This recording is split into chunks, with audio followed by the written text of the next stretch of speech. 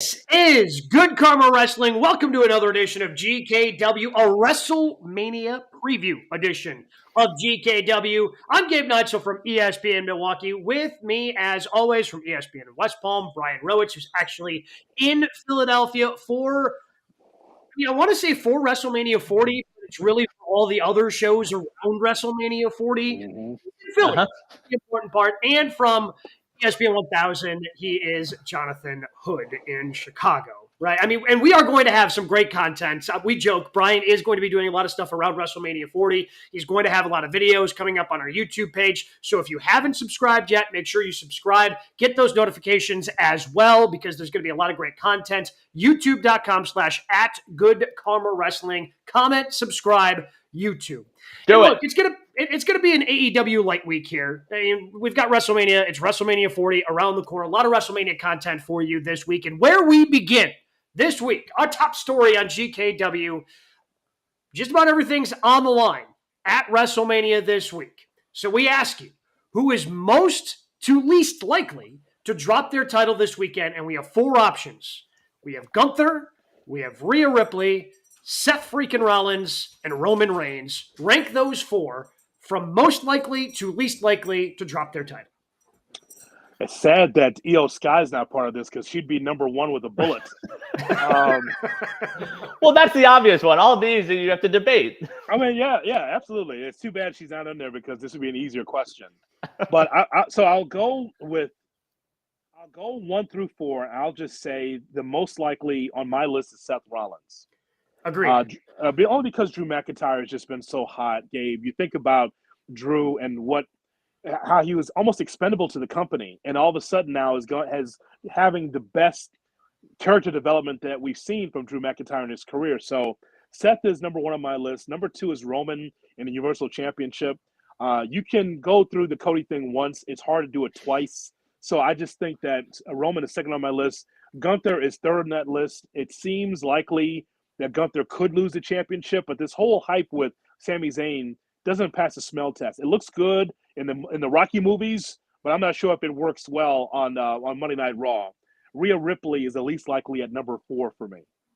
So I agree at the same order, but when you put it down like that, you have both title matches on Sunday on night 2.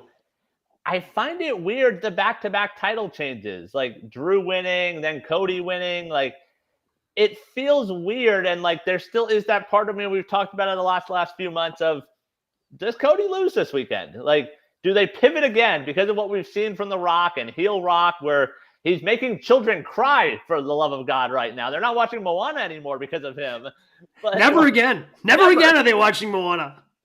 But until the second one comes out, then you got to pivot there. Like, I just wonder whether there still is a shot, whether somehow Cody does not win on Sunday. So I've got, I'll get to my order here in a little bit. I've got Gunther and Roman flipped for me. Okay. But with Seth, I agree that I think Seth is the most likely. And because of everything else going on with the bloodline, it isn't as prominently featured as, and it's a little different, but I think it's similar to the pushes that Daniel Bryan got for WrestleMania 30. I think it's very similar to the push that Kofi Kingston ended up getting when he won his championship in 2019.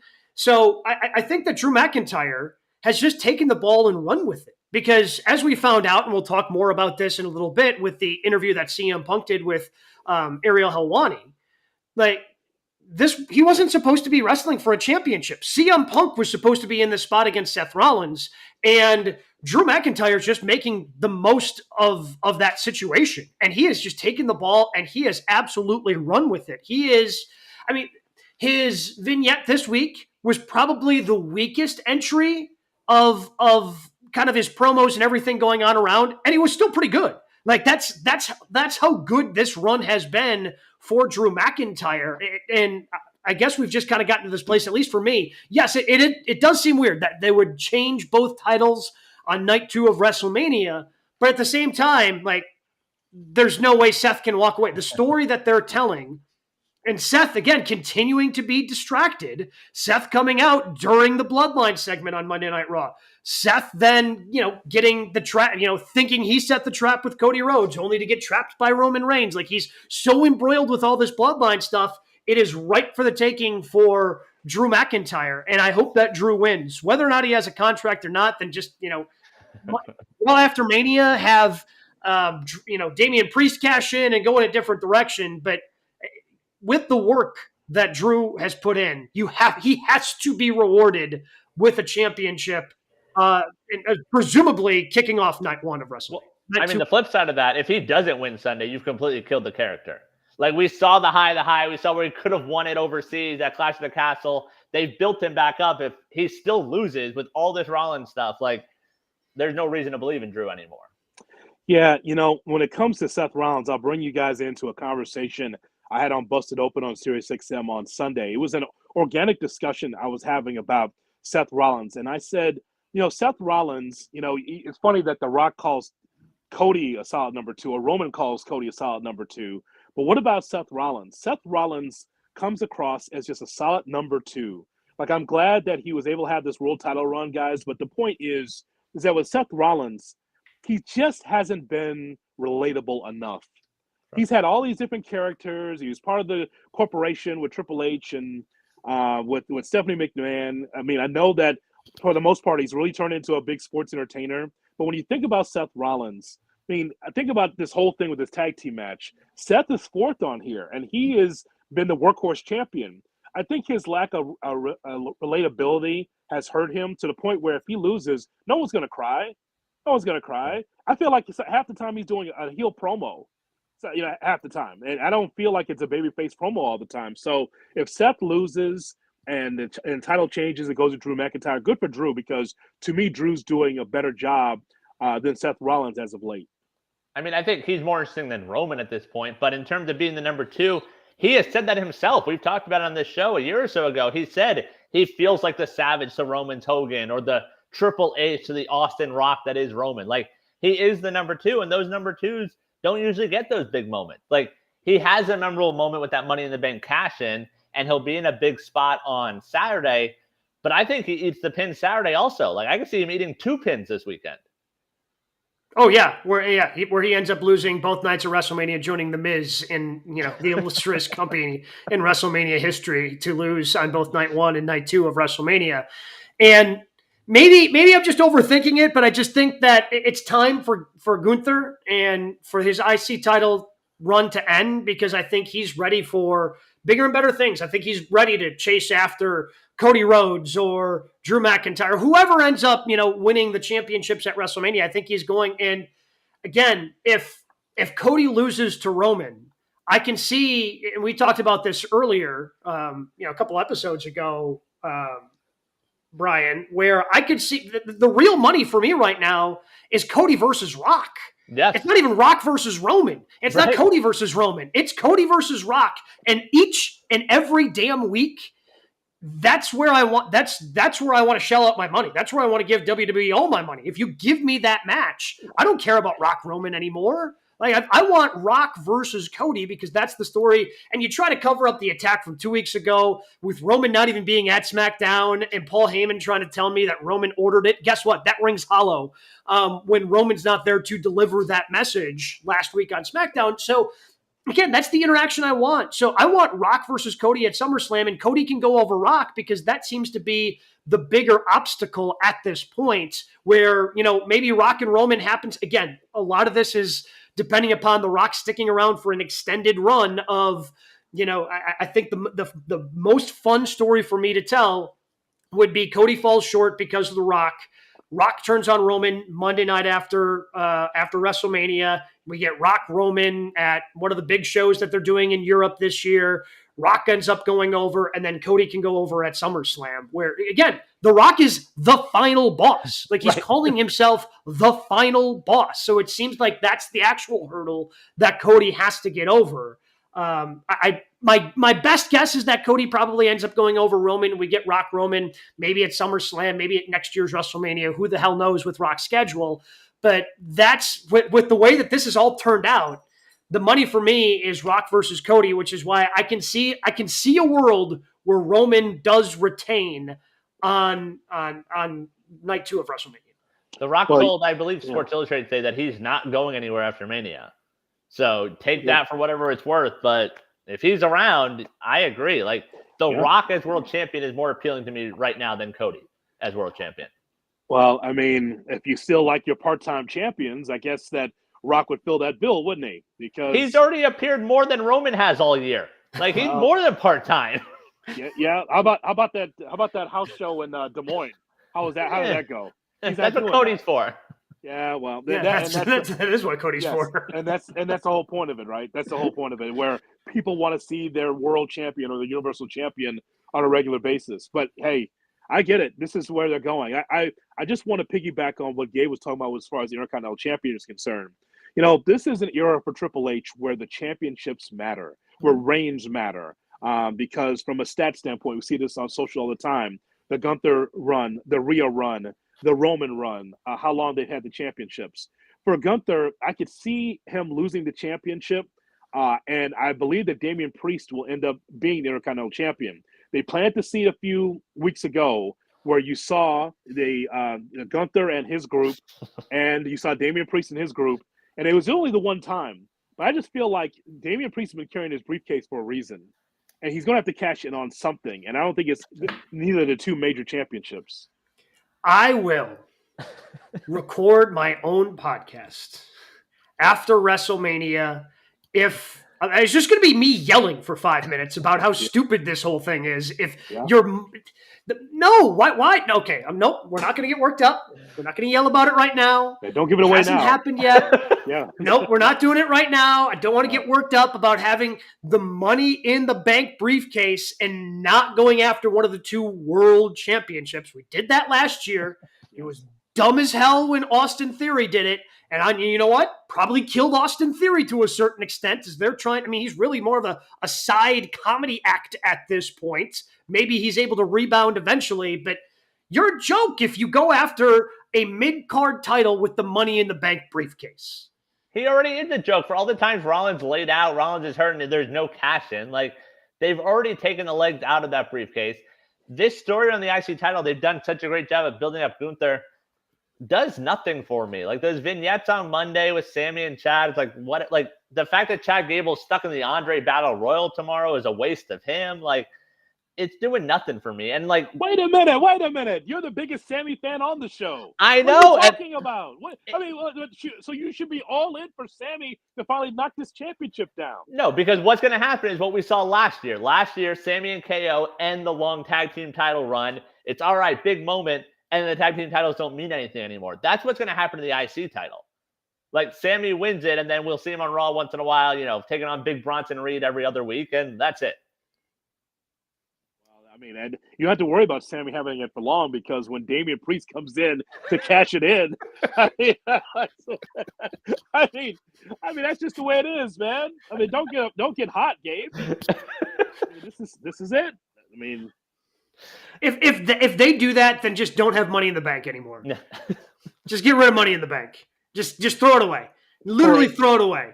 It's a championship it's opportunity, right? That's championship opportunity. As I said. I mean, it's like going after the 24/7 championship. I'm cashing in Money in the Bank. Go after the 24/7 championship. Where's the line?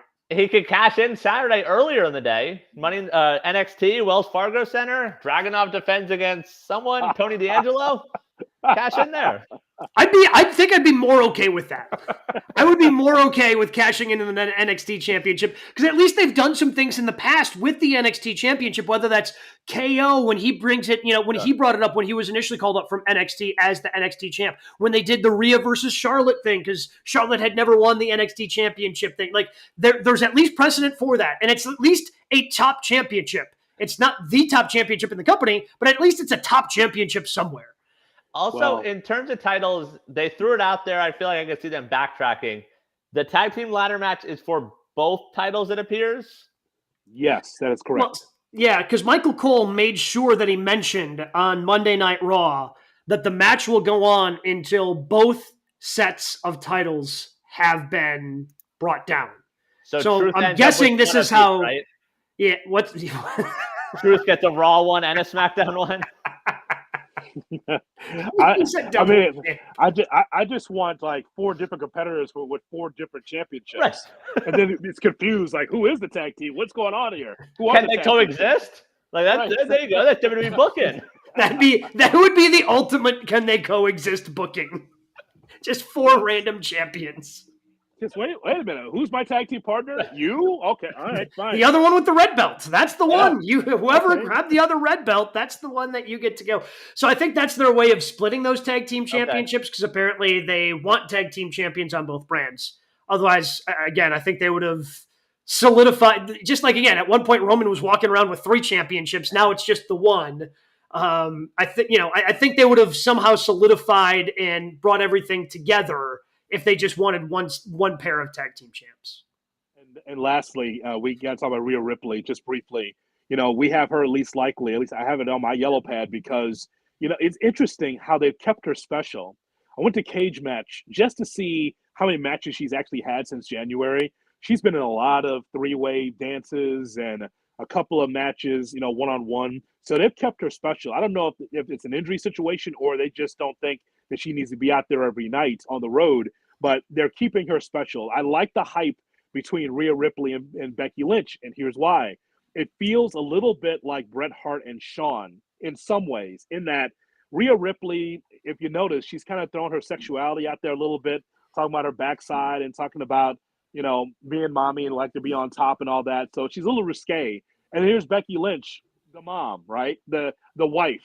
And so it's almost like Bret when he was wholesome versus Shawn, it was kind of doing his own thing.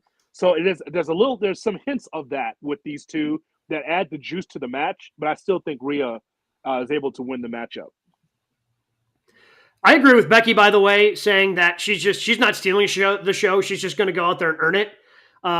Look, my guess is Rhea comes out as the champion here. I know that match is going to be fantastic. It has been low key, maybe the best build they've had.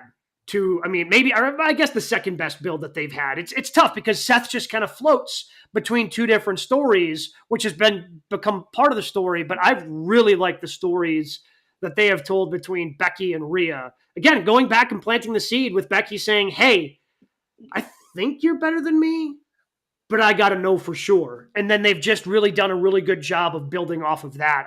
It's a match that it's of the championship matches that we're talking about, it's probably the one I'm looking forward to the most. I agree. Yeah, I like the idea that these two are so different. Rhea Ripley going after Becky Lynch's kid. Yeah, that promo that was a couple weeks. So that's a little bit different for Rhea Ripley, but I just think the difference between the two, but between them being great wrestlers, the personalities have really come up to the forefront for this to be, I think, a really good match. That'll be a fun one. More WrestleMania talk coming up in just a little bit. We now get to our 3 counts, the other top 3 stories in the world of professional wrestling. And this week we had an opportunity at different times to catch up with a number of different people in the world of professional wrestling. You can catch any one of these interviews in full on our YouTube page, youtube.com/@GoodKarmaWrestling. But here is just a taste of some of the interviews we had done throughout the course of this past week.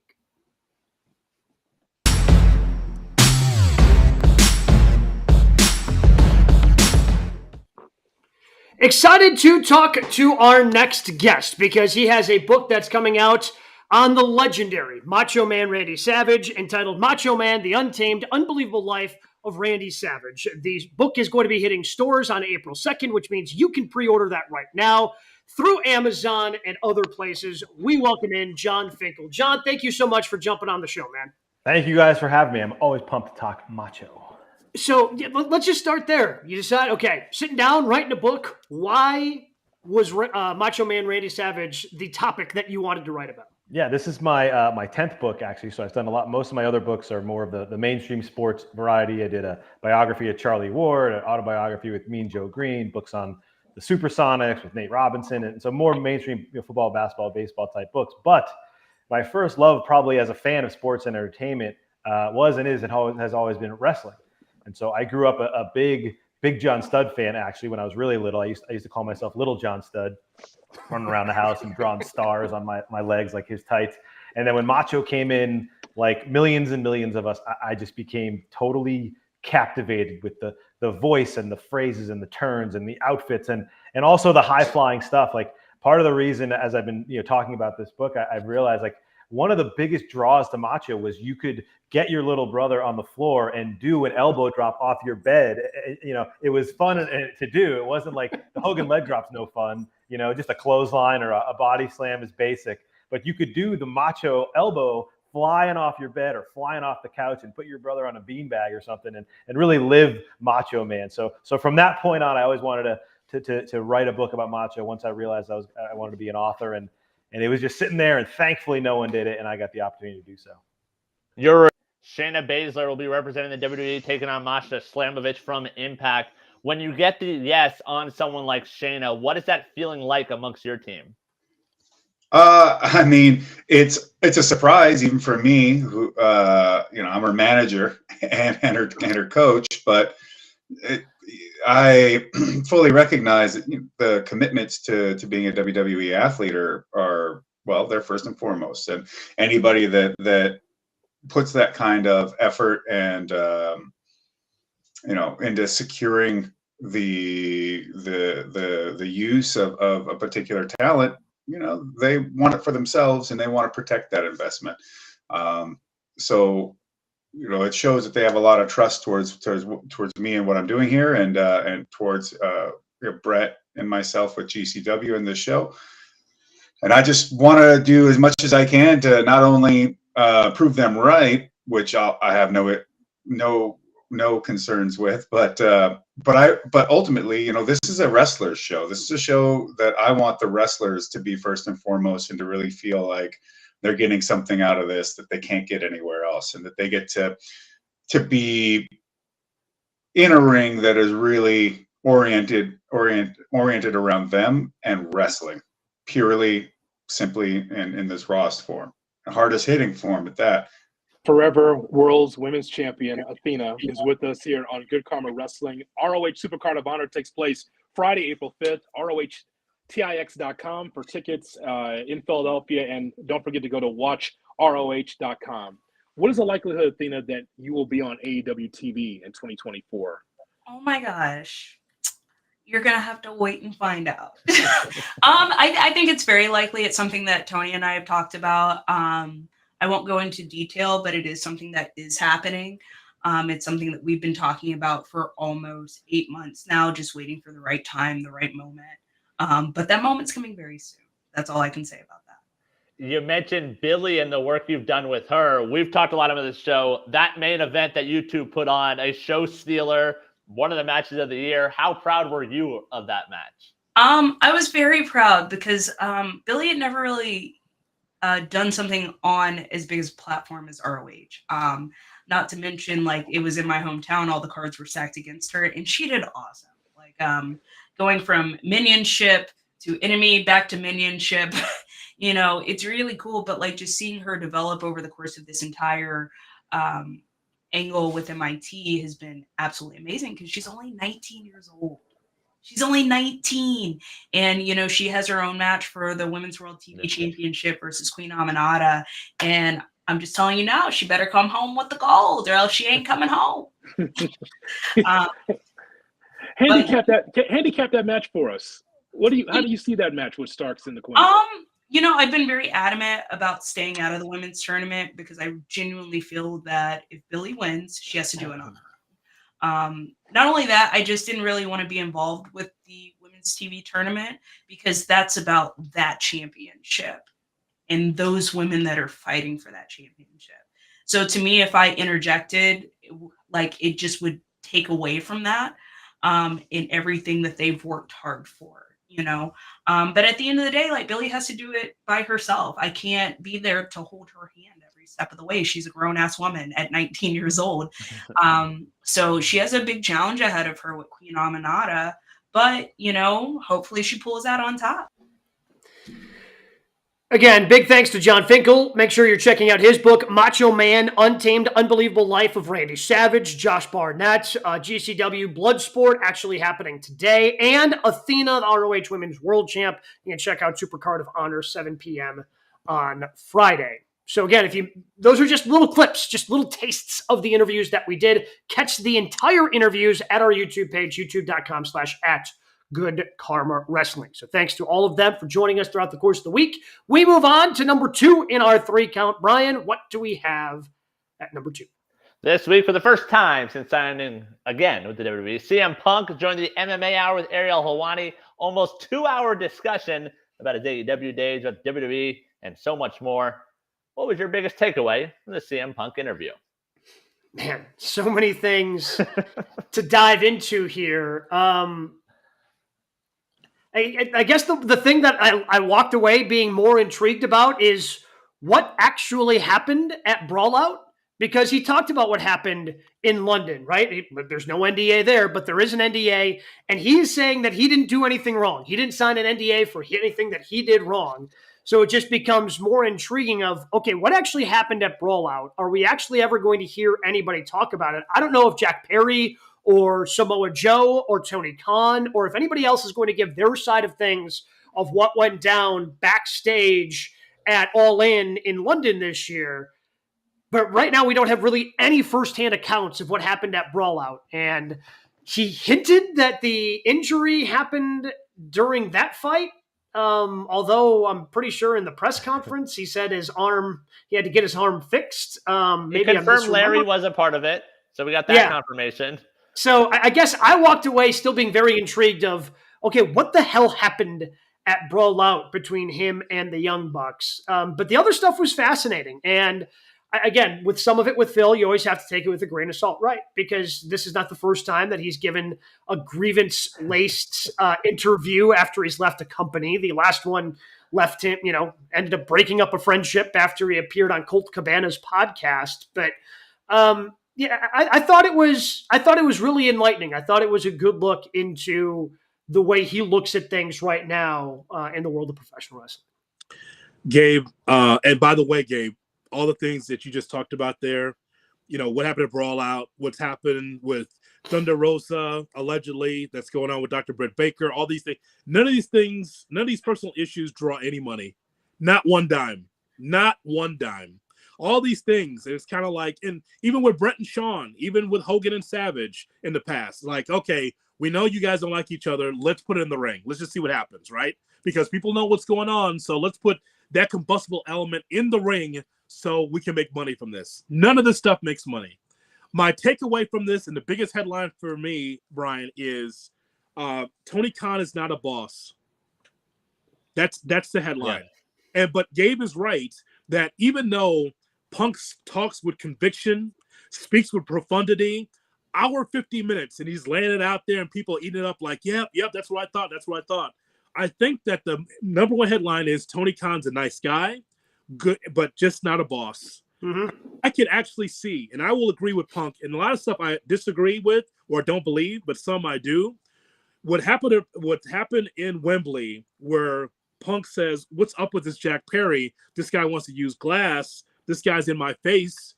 You need to talk to Jack Perry." And Tony Khan says, "What do you want me to do?" Right. I believe that happened because Tony Khan wants to get along. What Tony Khan wants to do is he wants to be able to put together super cards, and he wants everybody to get along and everybody to, be able to be, kumbaya in AEW. And that's not how business works. You have to be able to put your foot down on some difficult situations. It doesn't have to always be drama, but the things that are drama, you have to be able to take care of.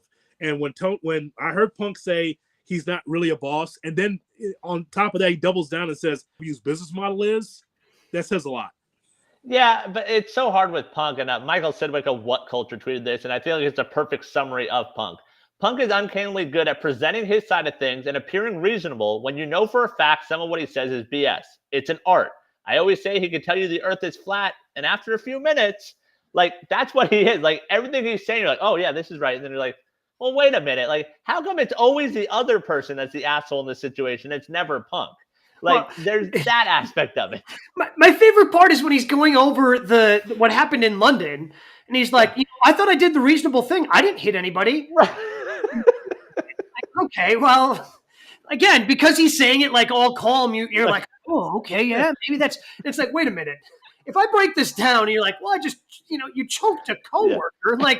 What are we talking about here, man? That's not that's not acceptable either. Like Yes. it's not like you're completely innocent and oh yeah, my hands are washed of this thing.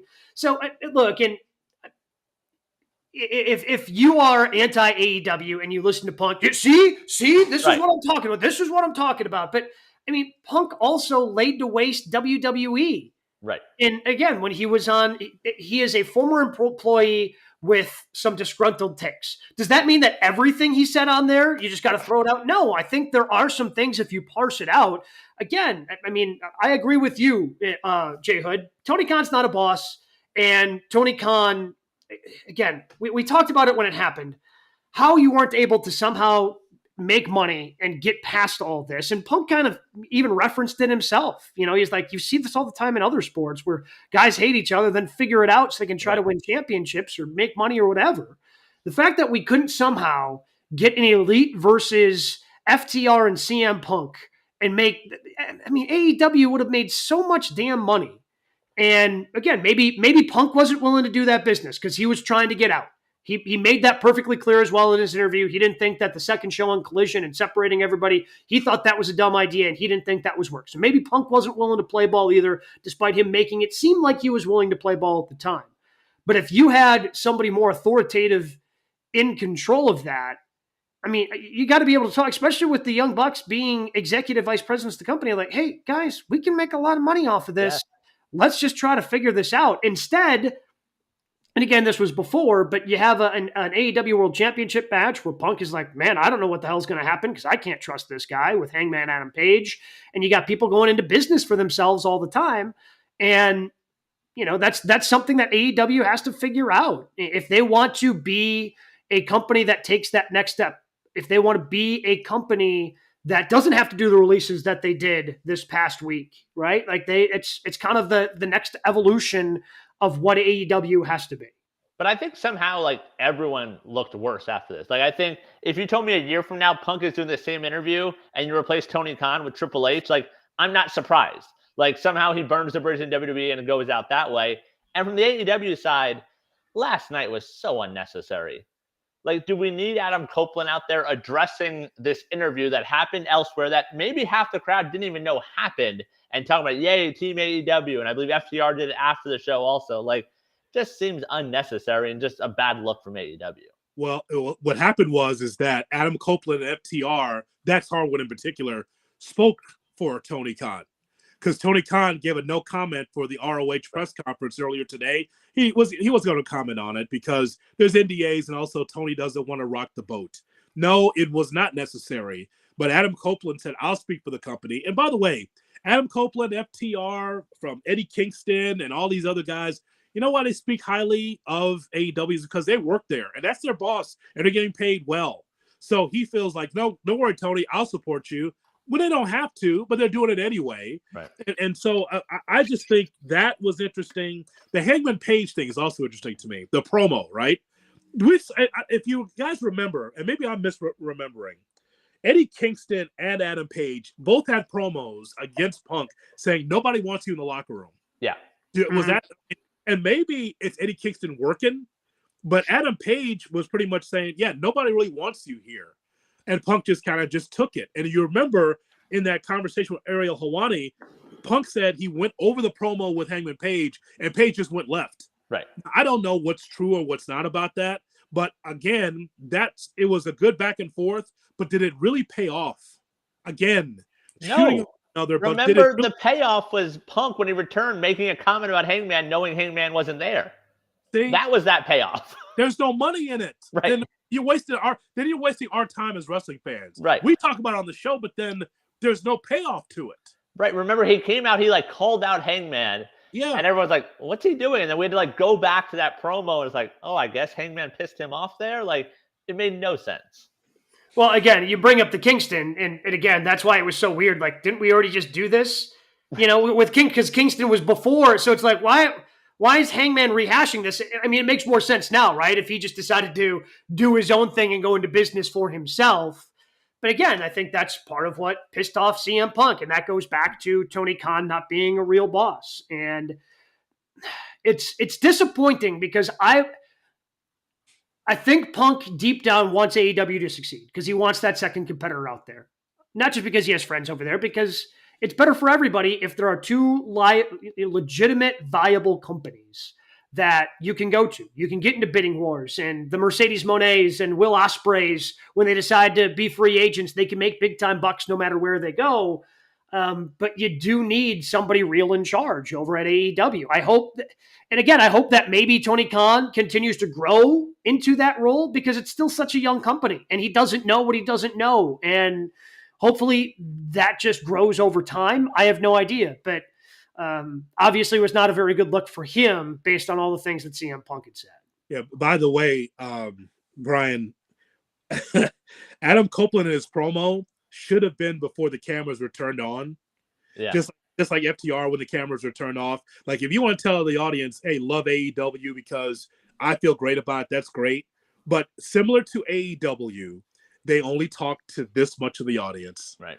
And that's what it is, right? When you talk about All Japan, New Japan, you're only talking to this much of the audience. And as much as all three of us are into what's being said on the internet and what happened with Ariel Helwani in that particular interview, Worcester, Massachusetts were like, I'm just here for the wrestling. What's going on? Right? Because you heard the response. Oh, yeah, 100%.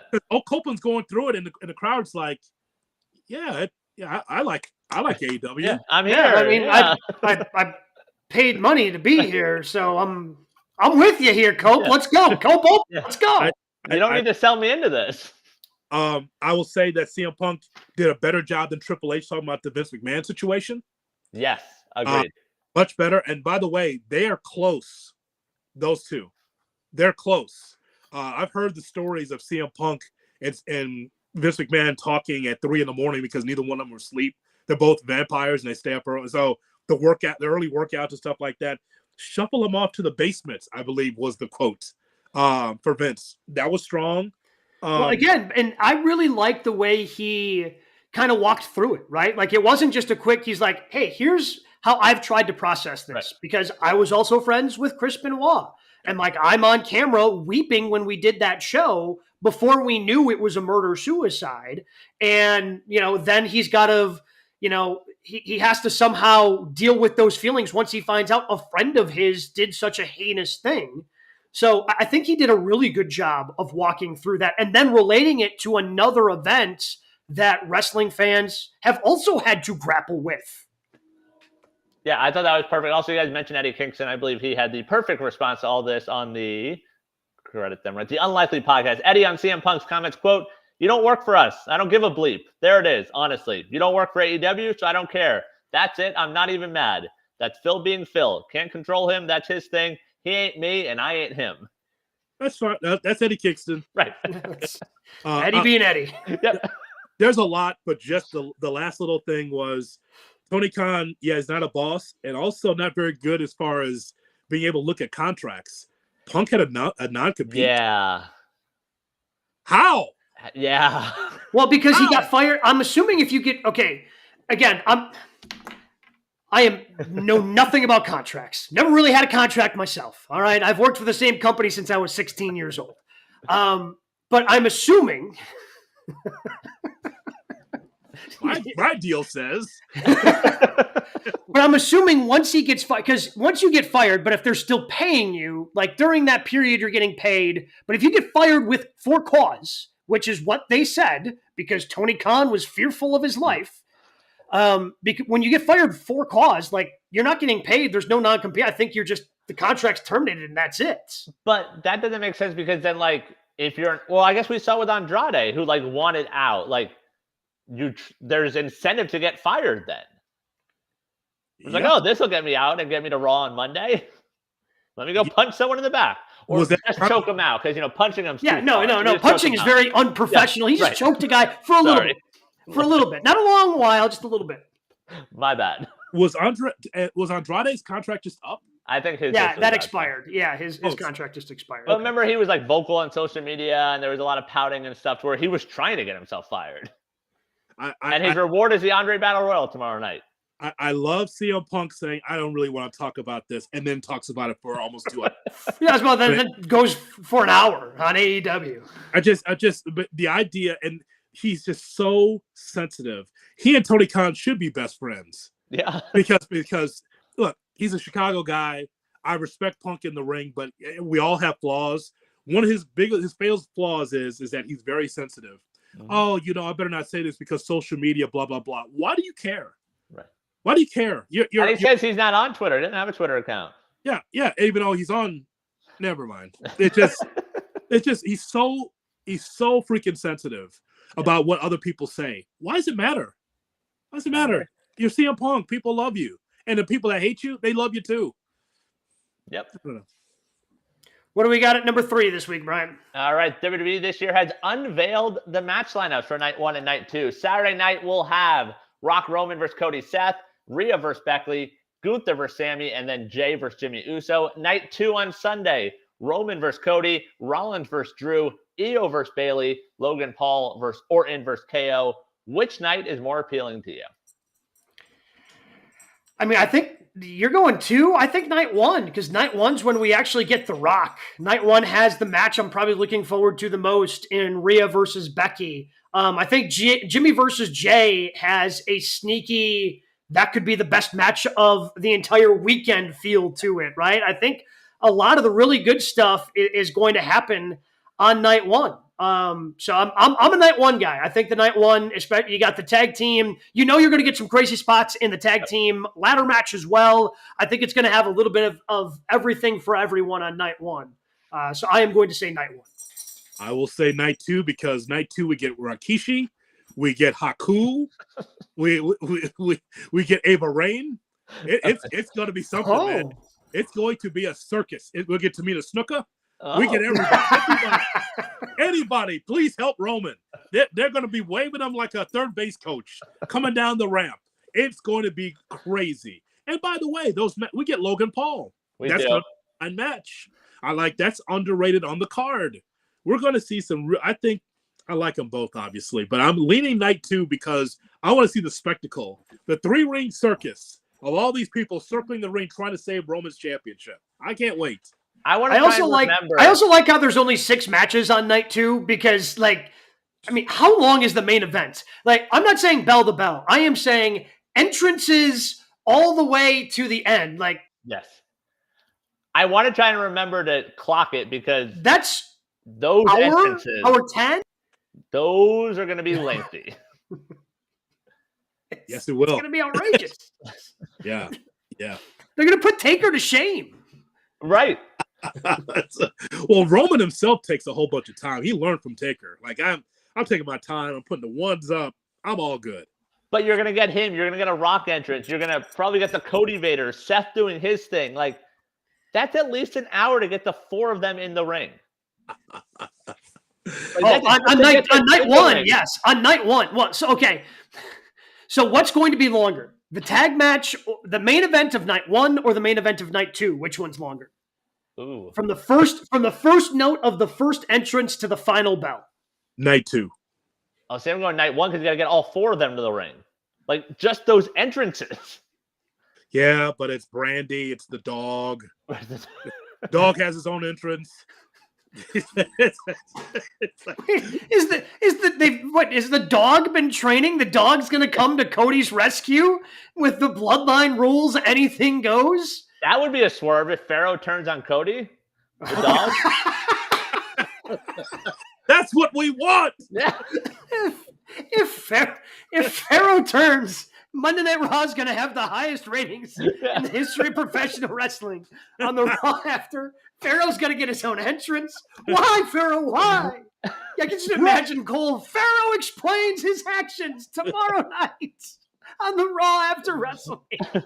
Rough. And then he gets pyro. And dog gets his own pyro. Rough. Rough.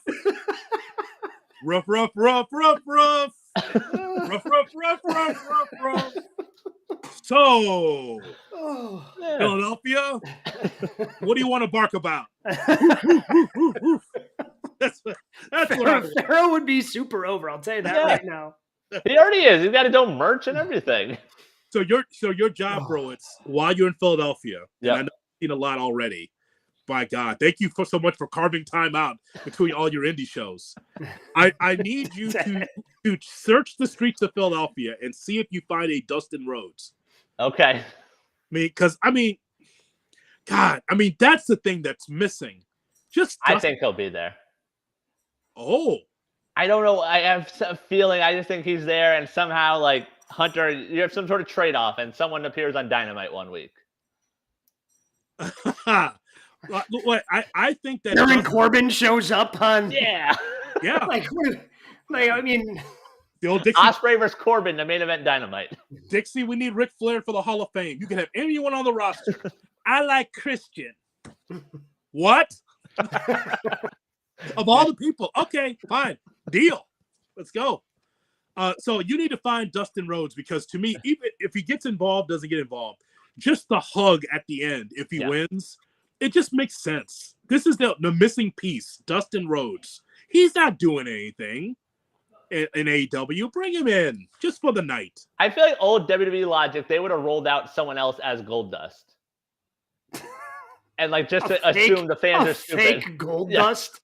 We know too much now, man. Like old WWE didn't care though. Yeah.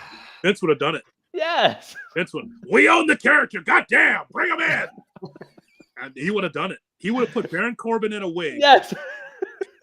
and at 6'7", and he would have put him in there.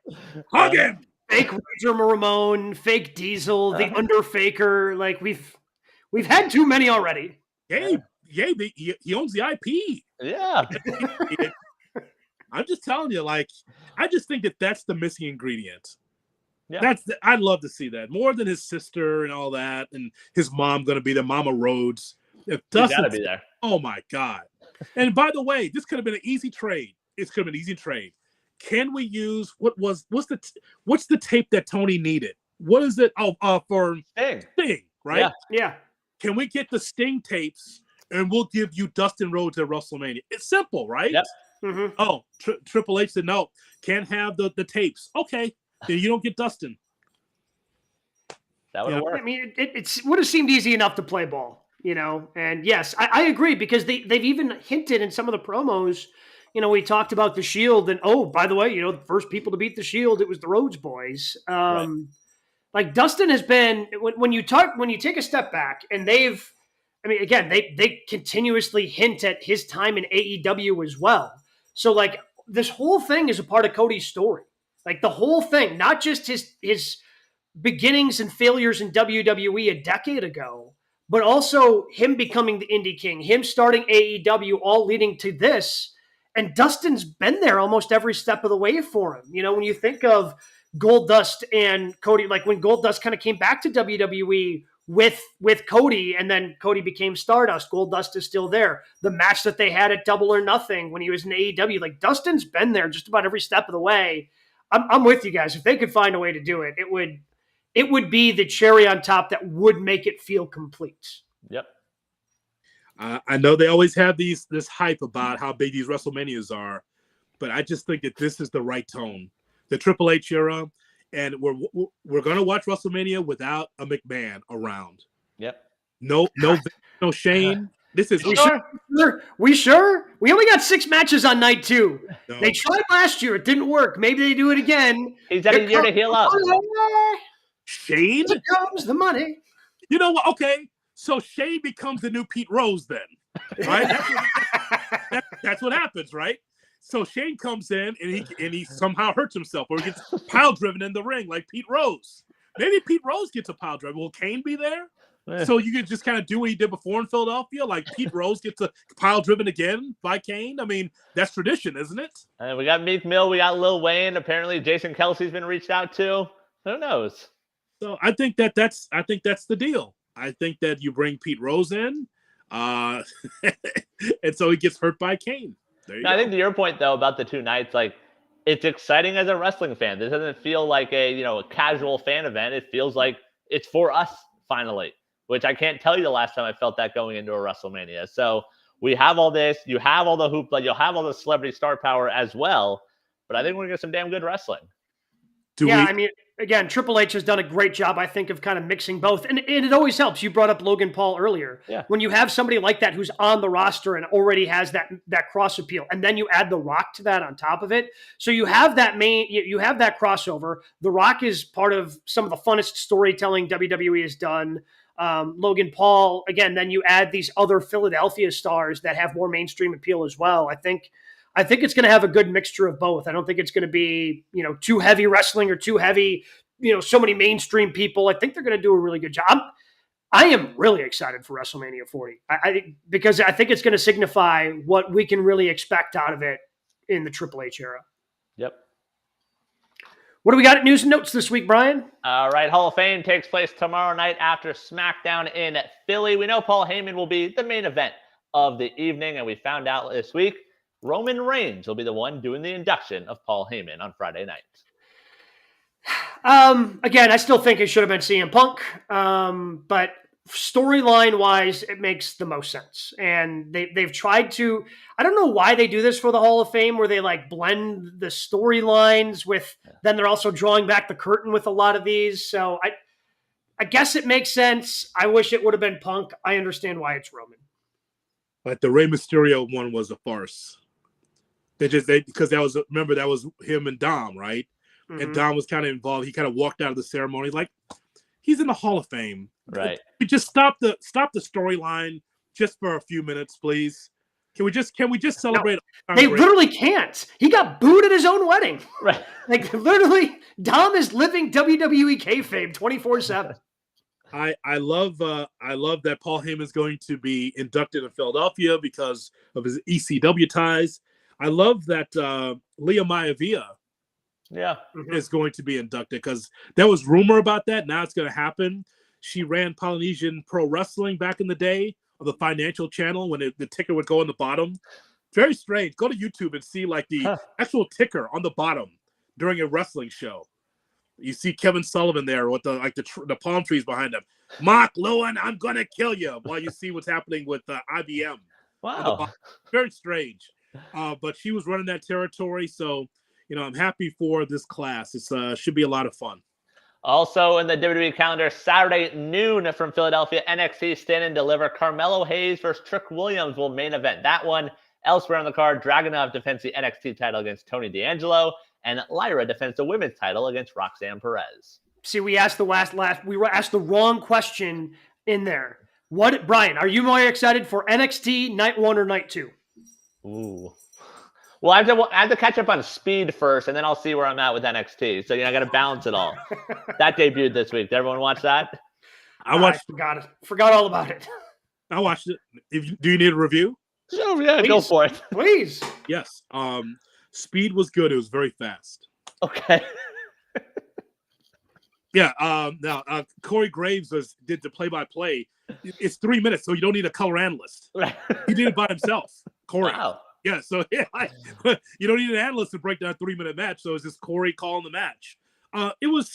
It's perfect for like the for the ricochets for sure, right? And by the way, it didn't seem like 3 minutes. It seems like any other match we see. Like they're just doing spot anyway. So this is perfect for those that don't sell.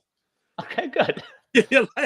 No, seriously, like for those that just are concentrated on move set, move. That's perfect. Speed's great for them. But if you're trying to sell, like they got no time for your pro wrestling. That's for sure. And Bronson Reed won his match too. Oh, okay. Congrats to him. Yep. The AEW side, something we don't typically see with them, releases on Monday, 10 total wrestlers and backstage talent. Stu Grayson, The Boys, Parker Bordeaux, Jose the Assistant, some of the names released on Monday. I mean, Dasha's really the only one who's gotten TV time out of anybody that was released because she was the main ring announcer on Saturday nights for Collision. So I'm curious to see what they do because I'm assuming they're not going to have Justin do both shows. So I'm curious to see what they do there. I think she does great work. I enjoy her work as the ring announcer, but she was really the only one of consequence because she's been the only one on TV. That was the most outrage is about her. And rightfully so. I mean, if not past Justin Roberts, definitely the same. She was very good. Mm-hmm. She's very good as a ring announcer, so she should be picked up somewhere. The Boys.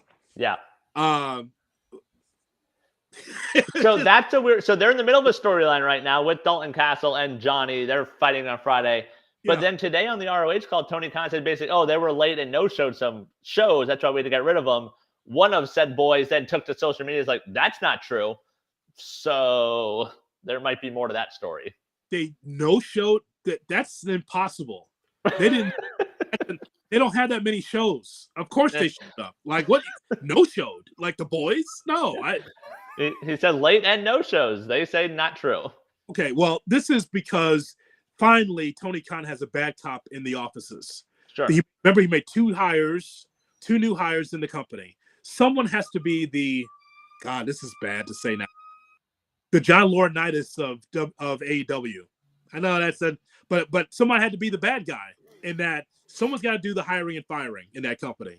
And so they probably looked at the budget like, Parker Bordeaux, where's he been? He's still being paid here? Out. The boys? Okay. Well, just so you guys are up to date from a kayfabe standpoint, the boys were fed to Canadian Bears on this week's Ring of Honor. I saw that. Oh, that's tough look for the boys. Yep. Tough look for the boys. And by the way, it would not surprise me if there's more cuts. Yeah. There's a lot of wrestlers just sitting at the crib. Maybe another truth from CM Punk. There probably are some wrestlers like, I'll do my match and do my promo, and I'll see you next month. Since you're not going to book me, let me do it all. Do it all tonight.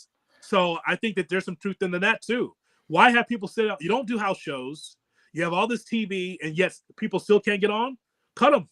Yeah. Well, finally, in news and notes, I guess on the flip side, Alex Shelley, Chris Sabin, better known as the Motor City Machine Guns, are officially free agents after their Impact deal expired. Many believe they're headed to AEW. Motor City Machine Guns against the Young Bucks. Is that a dream match for you, Brian? Oh, I mean, we've seen it a ton. The Bucks will talk about how much they influence them. One of the Jacksons shared on Instagram earlier some of their Ring of Honor matches. Like, they say that they help the Bucks throughout Impact and things like that. I think this is where they're headed. Hardy's against the Motor City. Is that a dream match? No thanks. Okay, I think they've proven that they can go off on their own and been pretty good singles wrestlers. Yep, but I think you lose me at the Hardy's verse part. I don't need that in terms of dream Hardy's matches. against everybody, right? Yeah, I'm good.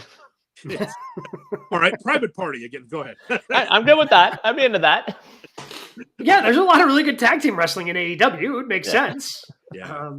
I mean, I think they're fine as singles, quite frankly. I think they've done fine, but we'll see.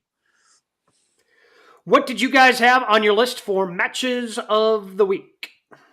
Well, WWE is not into your fancy matches. They're into your stories. So, very, very much into, all right, we're putting everybody in bubble wrap and we're making sure everybody makes it to WrestleMania. That's basically what happened this week on WWE television. But they did have a Ricochet versus Ivar? Ricochet versus Ivar. How is Ivar so good? Like just. And how is Ricochet so damn strong? Yeah. That's why they were matched up together. That's probably why. Yeah. Both not on the WrestleMania card, so it's go do whatever you want. I don't care. We got 3 hours tonight. We can't have a promo every segment. Go have fun, boys. That was their WrestleMania. Yeah, that's fair. It kind of is, right? The best match I saw was Hobbs against Ospreay. Yep. And by the way, if you're a big man in AEW, you probably don't have half a chance. I guess back-to-back matches, big man. I was about to say, because, I mean, the second match was also very good, and I have it on my list, but it was Danielson versus Lance Archer. Big man can't get over in that company. So out of all the Hobbs matches we've seen, is that the best Hobbs match we've seen? I guess Ospreay. I think we've seen a little better. Yeah. I mean, Ospreay in the ring, I feel like is a cheat code. Yeah. And even like seeing a different side of Ospreay, like the sort of like the fun that he was having, like after the chops, like the facials and stuff. Like, okay, like he really can do it all right now. He almost hurt Hobbs with that leg drop toward the end of the match. Yes, I think he thought he did. He checked in with them after the 3 count, like, "You all right, bud? You all right, bro?" That wasn't good. No, that wasn't good. That was solid. Young Bucks and best friends. The turn from Trent, we've been waiting for 2 years, and finally we get the turn from Trent. Wait, when did he steal the Busaiku knee? See?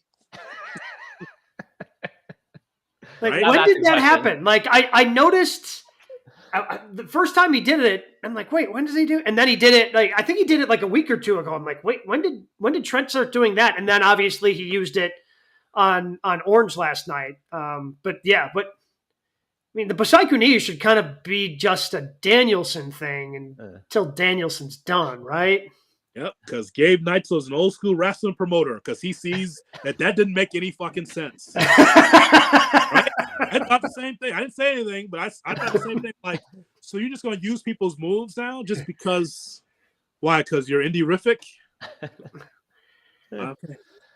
I mean, him blowing off his own mom too. Like, look, I am intrigued. Again, I was distracted by the Busaiku knee, but him storming past Sue was heartbreaking. It was. Yeah, Some others. Good job by the Young Bucks, by the way, to bring it full circle, doing this to Sue, saying "Cry me a river." Oh, great. Yeah, that's good. You're the vice president of the company doing that shit. Good and they made the comment on the entrance. Yeah, on the entrance, they said something about how they liked what the scapegoat was doing or whatever they said. Yeah, something like that. Others, the Cope Open on Saturday, friend of the show, Matt Cardona, big spot for him. Yes. That was fun. That was good. That was. You know what else was good? FTR versus Infantry was really good on Collision. Collision was a really good show. Yeah. Yes, it was. Yes, it was. The Cardona, look how quietly that was. Just very quietly. Here's Cardona all in London, Ontario, Canada, like out of nowhere. Yeah. He was supposed to be at WrestleCon. Is it? It was something was supposed to be some big event he was supposed to be at and didn't go. And he took the booking. And it was a nice surprise and a nice. Yeah. The other thing I throw out there, because we've been sort of down on it, I really enjoyed the Joe and Swerve segment last night. And every part of that, I think it adds to Swerve as a babyface, Swerve signing the contract in blood. Like, it added a lot to that story last night. Yes. I mean, that was one of the stiffest kick to the junks I think I've seen in a while. That was, Joe came in, and that was, again, very strong ending to the show. And Joe getting out of the chain, like just making him look like more of a badass. Yeah. Yeah, the whole segment, the whole segment. Again, then he comes running back in after Swerve says, "Oh, that's all you got." Kicks him in the dick and then power bombs him through the table. Classic. You know what, Gabe? From that segment, I wasn't sure before, but I'm convinced that Joe's going to retain. Oh, I wasn't sure before. It's too quick. Too quick. Give me a couple matches out of this. Like, seriously, give me another one. Like St. Louis Dynasty. It's a new pay-per-view. Is that big enough? Or Vegas Double or Nothing? Vegas is better. Yeah, Dynasty just seems like just to get me over to May 26th to me. Mm-hmm. But it also feels like, by the way, that Ospreay Bryan is main eventing based on like the time and the way they're pushing those two. It could be. Could be. I mean, it's been very few and far between when the AEW World Championship did not main event AEW pay-per-views. I know when they've done their Anarchy in the arenas, sometimes that ends up being the main events, but it's very, very rare. I'm blanking on what it was, but I don't think Joe. Well, because it was Sting's last match. Oh, right. Yes, there you go. Nice. I mean, they really built the pay-per-view around it being the last match. It kind of made sense. Yeah, Brian, you do remember Sting built the house. I remember that now. Yes, I knew there was something. I just couldn't remember what that something was. Just be honest. Without Sting, are they drawing 16,000 in Greensboro lately? I'm just saying. So I believe that Samoa Joe was going to lose the match at Dynasty until I saw that last time. I'm like, oh, yep, he's going to win. Okay. Yep, feel good about it. Another I'll throw out there. I'll have plenty of indie matches for you next week, but since I got an 11 a.m. show in today, Defy Wrestling, fire up the Triller app. Trish Adora versus Sawyer Wreck versus Bert Vixen for the Defy Women's title. Triple threat match. Outstanding. When did you get into Philly? Did you land and go right to the show? Landed at 9, dropped my bag off at the room, and went straight to a show. No, that's a lie. He rolled the bag in. Rolled it in and sat it right next to it. There were people in the crowd with their luggage, but I was not one of them. Okay.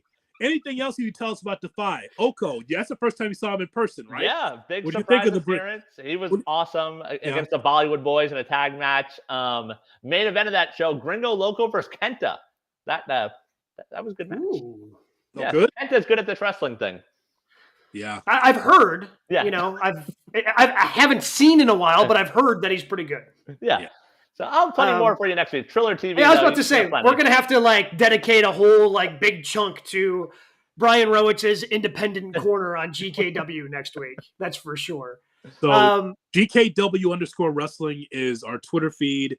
We will tweet out everything that Brian has from Philadelphia because he's covering not just WrestleMania. He may get to WrestleMania, but he's covering everything else in wrestling in Philadelphia. I'll be on Busted Open Saturday and Sunday morning. Whoa, okay. Ooh. Yes, talking about boy. Saturday and Sunday morning at 9 Eastern, 6 Pacific on both days. So all that audio, all that video will be there for you on our YouTube and also on our Twitter feeds. So we got WrestleMania covered pretty well here. And like we mentioned earlier, all the interviews, also Athena, John Finkel, Josh Barnett, plenty of interviews there to take up your time as well. YouTube.com/@GoodKarmaWrestling. Check it all out. Enjoy WrestleMania. Should be a fun one. We'll be back here next Thursday.